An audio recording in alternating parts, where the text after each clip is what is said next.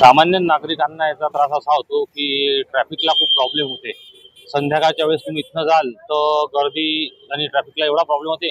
माणसांचं तर ठीक आहे, पण लेडीज लोकांना तसंच खूप जास्त प्रॉब्लेम होते।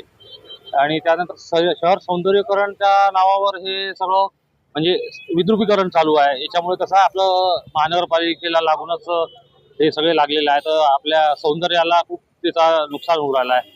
की कोणी नवीन माणूस आला आणि त्यांनी महानगरपालिकेत पाहिलं तर समोर सगळं अतिक्रमण दिसते, तर हा सगळ्यात मोठा तोटा आहे याचा।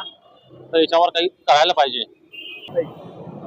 या हॉकर्सची जायला पाहिजे आणि त्याच्यासाठी कमीत कमी महानगरपालिकेने ते हॉकर झोन प्रमोटही करायला पाहिजे की लोकांनी गांधी रोडवर नाही जा, हॉकर झोन मध्ये जाऊन खरेदी करायला पाहिजे। तर ग्राहक जेव्हा लोकच हॉकर झोन मध्ये जाऊन खरेदी करतील तर हे आपोआप हॉकर झोन मध्ये जागा घेतील।